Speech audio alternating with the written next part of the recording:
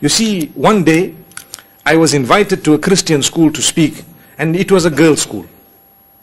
So I went to speak to them, and the first question they told me is, why do you have a beard? Why do you have a beard? Exactly. So I said, what do you mean? They said, no, these are Talibans. So Allah put it in my mind. This was a pure Christian school. You know, they had idols that they have, little pictures and portraits and so on. I said, you know, to be very honest with you, we follow the prophets. And you know, I don't want to use the Prophet Muhammad's example because you don't believe in him. We are talking now to Christians. But I want to tell you, when I walk in the streets of Harare, Harare is the capital of Zimbabwe, where I come from. When I walk in the streets of Harare, the small boys, they say, Jesu. You know what is Jesu? Jesus. Says, there is Jesus walking. Hey. But when they see your priest, they don't say that. Are you following what I'm saying? When they see your priest, they don't say, there is Jesus walking. Because of the But why? The reason is, we follow Jesus as well. I did not see Jesus without a beard. Anyway, I saw him with robe, and you drew the picture. I don't even believe that that is the proper picture, because we are not allowed to make those pictures. But you drew the picture. According to your picture, I have got a beard. I look closer to him than any one of you. So they were quiet. So one other girl thought she was clever. So she said, but what about your women? Why are they also covered? You cover them. You know, this question comes up all the time. So I said, because we follow the Mother Mary. Finished. Closed. Topic closed.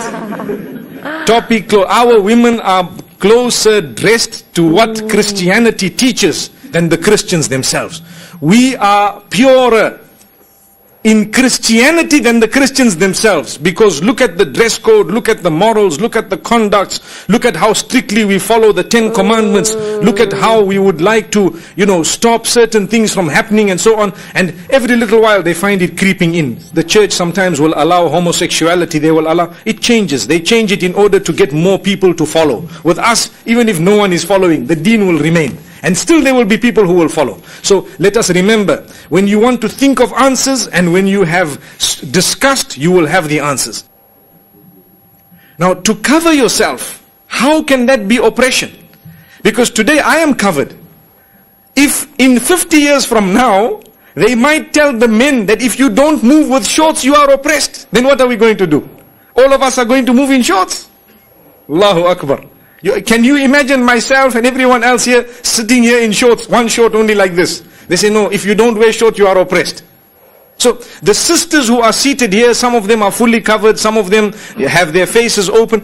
Nobody has forced them to do that. It is their own will. They are Muslim, they are surrendering to Allah. So we believe that in the same way, you see, sometimes people say it is oppression to cover. Why are you covering? I have had questions regarding my own family, where people say, why do you force your family to cover? And I tell them, you ask them. Did I force them? I didn't force them. No, it's oppression. So I am oppressed. You know, yesterday I was in Colombo. And I gave this example and I want to give it to you. It's a very good example. I was one day sitting in the aircraft, a few years ago. There was a man who sat next to me.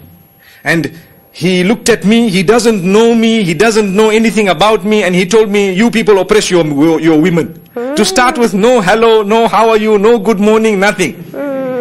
You people oppress your women. So I looked at him and I said, Ya Allah, what should I tell this man? He wants to fight. You see, he wants to fight. He wants to argue and debate. So I can't talk to him on normal terms, because he didn't talk to me on normal terms. So he was with his wallet looking at something. You know the wallet where the money is? He was looking at something. So I looked at him, I said, you are oppressing your money. He told me, what do you mean? I said, the same thing you mean that we oppress our women. So he said, why? I said, because you are covering your money. Your money is covered. Everything is covered inside there. Can you see? He said, no, but this is because it's money. It's valuable. I said, our women are also valuable. They are valuable. So sometimes when you talk to someone who is foolish, you need to give them a foolish answer also. Foolish. They don't understand. Then he was quiet. He just did and he was quiet. He didn't. There was no other answer. So the thing is, We believe, and if you study, you will find today divorce is very high across the globe. And today problems have increased, marital problem. Today people are interested, may Allah protect us. We are in a Muslim country, we are happy and we thank Allah. But some other places in the world, men are interested in men and women are interested in women. You know what I'm talking about. Now in some countries, some of the most developed countries, I was reading an article recently, there are some people fighting. Listen to how people are taking not only religion away from us, but they are taking our brain away from us. There are some people in developed countries who are fighting to say we are free to marry our dogs. Wallahi. They are saying, why is it, if a man is free to marry a man, why can't a man and a woman be free to marry the dog? What is wrong? We are free, do what you want. They are fighting it. That is how the issue of homosexuality started many, many years ago, in the same way, where people said we are free, until they convinced some people that we are free and they started. So now they started the other ball rolling, very soon they will allow it. Astaghfirullah, may Allah protect us.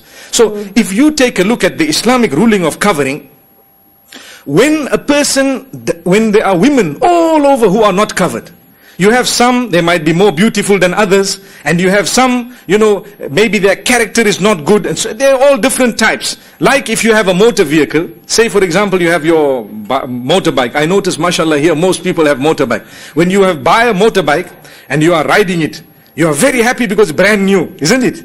But after some time you saw another motorbike, you say, oh, that one is better, I will get that one inshallah. And then you continue, after some time you change your motorbike, you get a better motorbike because you saw it.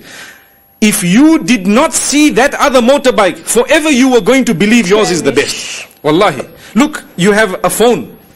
If you have iPhone 4S, it's the latest, isn't it? So if you have iPhone 4S, you are very happy, you are excited, you keep in your pocket, you talk. There is something called Siri, you talk and you see and how it works and everything. You are very excited. But when you see iPhone 5, you say, oh, now mine is not latest. I swear. But if you did not see iPhone 5, up to when you die, your iPhone 4S is the best. Do you agree with me? Yeah. There you are. So Islam says, your wife, when you got married, you are so happy, she's your bride, you had big function, you had such a nice place, father of the bride came, you came, everyone came. So when she is yours, you lower your gaze, you did not see another model. So you are very happy until the day you die, you think this is your best, finished. Subhanallah. But when you are looking here, looking there, and they are exposed, someone shows you hand, someone shows you leg, what happens? Your model, now you are not happy anymore. So divorce, I want another one. You see? And this is why it's happening on the globe. So Allah says, put nice clothing, so your beauty is covered, so it is appreciated. Other men, they will look down, women must look down, and the issue of lowering gaze is not only for women, both for women and for men. Lower your gaze. You don't have to stare someone, look them up, down, no. In Islam we don't do that. So people say, no, you are free. Wallahi, now there are laws which in some countries they are saying, when you stare at someone, it can be called sexual harassment. So they want to jail you for looking. They want to jail you for looking. Islam from long has told us that be respectful. What is wrong? Now they are telling us, no, Islam is barbaric. How can they say that you are not allowed to look? But themselves they are saying that if you're looking at me too much, you are being very, very, you are being abusive. Yes. Sexual abuse. May Allah protect us. So we need to know the issue of dress code. We can answer them with logic, not with religion. Put religion on one side. We talk with logic to say, look, if you have someone, like I said a few days ago also in one of my talks, that you see the hair of a woman, when no woman's hair is showing, when someone gets married, that hair is so valuable, it attracts him, he looks at it, he appreciates it, and so on. But when everyone's hair is open, one uses Head and Shoulders, the other one uses Pantene, the other one uses this, Palmolive, and someone uses different thing. One hair is flying this side, one hair is flying that side. So what you have, you can't appreciate it, because if you see your wife's hair, you say, no man, but that other one I saw was better than this. So you're not happy. So the best solution is just cover yourself. And the best solution is lower your gaze. And this is why we believe firmly you need to work hard to be happy with what you have. Islam teaches us contentment. Be happy with what you have, because wallahi, if you are not happy with what you have, your race will only end when you die. You will keep on running. Someone, for example, they have a nice cell phone, a mobile phone. It's okay. Every time latest one comes, you want it, you want it, you want it, you want. When will it stop? When you die, it stops. You see? If you follow what is latest, but if you have this phone, it is fulfilling your purpose, you need it maybe for email, for SMS, you need it for this, for that, whatever your purpose is, it is fulfilling, stay with it. When you need to change, because it is something material, when you need to change it for some reason, if you can afford it, then you change. Many people, they live beyond their financial means. Why? Because they want to follow what they see in the television. Oh, I need that phone. If there were no adverts today, we would all be very happy, more happy than what we are. Because an advert, what does it do to you? It shows you something which you don't have in such a way that you want it. So sometimes your money you are saving to buy a house, but instead of buying your house, you saw something else, you took some money from there and bought it. But that was not necessary. Why? You saw the advert. Better you didn't see the adverts. Allahu Akbar. So I hope I have explained the issue of the dress code of women from a logical point of view, to say when something is covered, even from a more logical point of view, it is more respectful. I tell you, if there are two sisters walking down the street, one has a mini skirt and showing the chest and showing her hair, and here is short blouse, and the other one is fully covered. Young boys, who are they going to whistle at? Who are they going to do that to? They will trouble. Hey, they will come, hoot, make noise. With who? This one or that one? The one who is not dressed properly. One who is dressed properly, they won't try all that tricks. So all the people, they are either my sister, my daughter, my wife, or my mother. Your sister, your daughter, your wife, or your mother, or someone related to you. So in the same way, you don't want someone to play and tamper with your sister, your wife, your mother, and so on. You would not like also to do the same with somebody else's sister, or wife, or daughter, or mother. Very important for us to know. Like I said, there are rules. What you like for yourself, you don't bump into somebody else. I want to do to someone else, but I don't want them to do to my family. How? We ask Allah subhanahu wa ta'ala to grant us protection. This issue of, women wearing jeans and t-shirts and so on, and taking out showing their hair, it only started a few decades ago. Before that, in the whole world, it was not there. The Victorian era in Europe, the women used to wear long dresses. Right now, 1950s.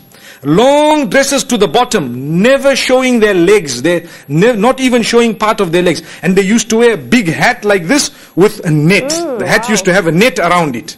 They used to wear that up to recently. And only now, a few decades, it started. So we still want to preserve our way. And we ask Allah subhanahu wa ta'ala to grant us goodness. We don't trample on other people's feet, and we hope that they don't trample on our feet. In the same way that the secular world considers it oppression. Yes, the secular world considers it oppression. To force someone to wear hijab, we say it is oppression to force someone to remove hijab. Same thing. So we ask Allah subhanahu wa ta'ala to open our doors. With this I end saying, Jazakumullahu khaira wa assalamu alaikum wa rahmatullahi wa barakatuh. Like, share and subscribe. Wow, I truly respect ladies that wear hijab.